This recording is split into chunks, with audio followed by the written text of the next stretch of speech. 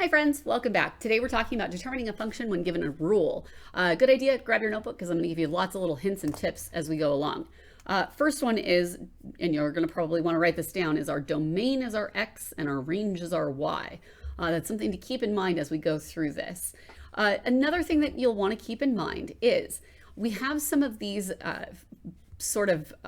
parent functions we call. We'll get into these a lot more later in Algebra 1 and then again in Algebra 2. But for right now, it's a good idea to just take a quick note that this y equals x squared looks like this. It's called the quadratic because of that little x squared there. This funny little shape is called a parabola, and you'll learn more about those later, but I just wanted to introduce that to you so you know what to expect there. This is an absolute value function, and you'll notice your absolute value function looks like a v. So you'll see that parent function a couple of times as well.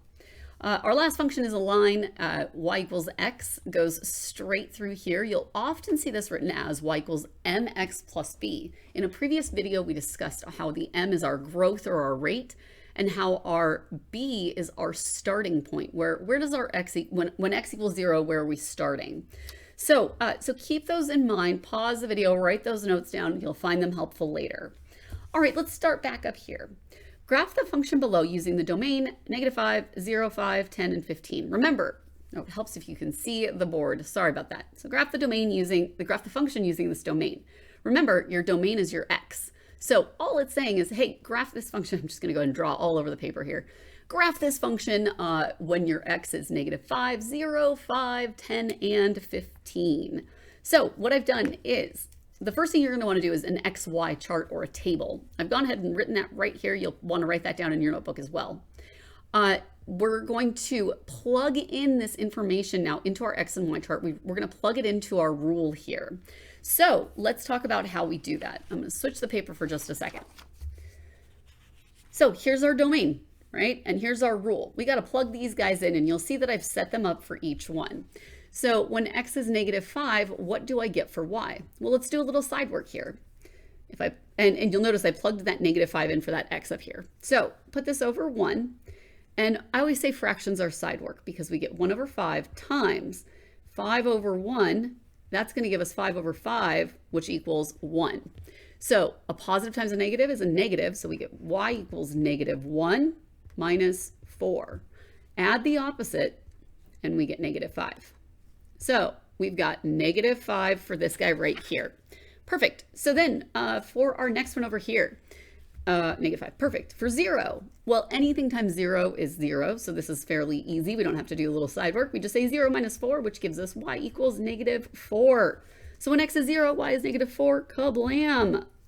All right, let's look at 5 here. Same thing. We're going to do a little bit of side work here. We have 1 over 5 times, and we can turn anything into a fraction by putting it over 1. Not anything, most anything. I want to make a joke there about like, you can't turn a pi into a fraction, but whatever. 5 over 5, 1. Then you multiply straight across the top, straight across the bottom, 5 over 5. Got a little ahead of myself there. That gives us 1. So coming back to the math portion of this, y equals 1 minus 4. Add the opposite, makes it a little bit easier when you're trying to figure out your answer. Our negative team here is larger by 3, so we've got a -3. Bam. All right, 1/5 of 10. Of means multiply, so you hear me say that, means multiply. So we've got y equals, again, a little bit of side work here, 1 over 5 times 10 over 1. It's going to give us 10 over 5, which reduces down to 2. So we get 2 minus 4. Let's go ahead and add the opposite. We get y equals -2. Okay. And for 15 here, we're going to do the same thing. Put this guy over 1, and so we have 1 over 5. 1 over 5 times 15 over 1 equals 15 over 5, which equals 3. Kablam, y equals 3 minus 4. Don't just subtract, add the opposite.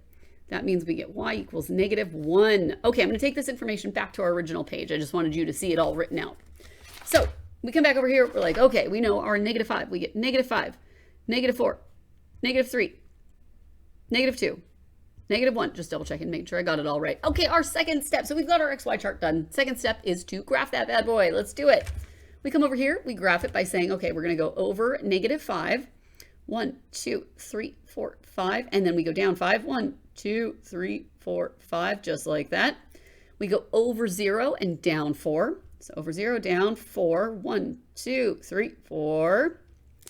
Over 5, down 3, 1, 2, 3, 4, 5, 1, 2, 3. Over 10, down 2. So that's 5, 6, 7, 8, 9, 10, down 2. Uh-oh, did I leave enough room to do 15? Let's see. So it's 10, 11, 12, 13, 14, 15, down.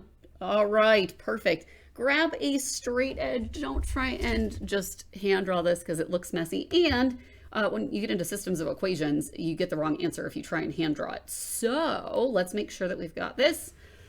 Use our ruler there, our straight edge, and there you have just graphed that equation.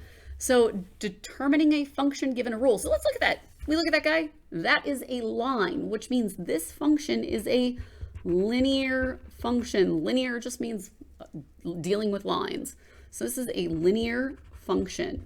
Remember I showed you at the beginning, quadratic functions, absolute value functions, and linear functions. We'll talk more about those a little bit later, but there you go for this guy. All right, we'll see you next time.